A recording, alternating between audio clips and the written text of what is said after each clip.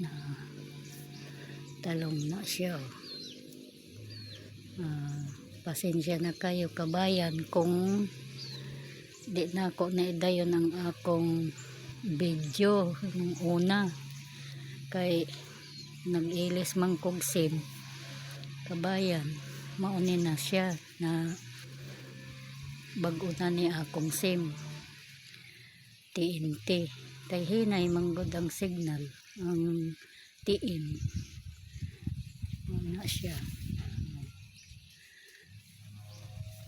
talong. Mauna magsugod na po kong video kabayan kini akong mga tanom, ipang tanom na atsal mga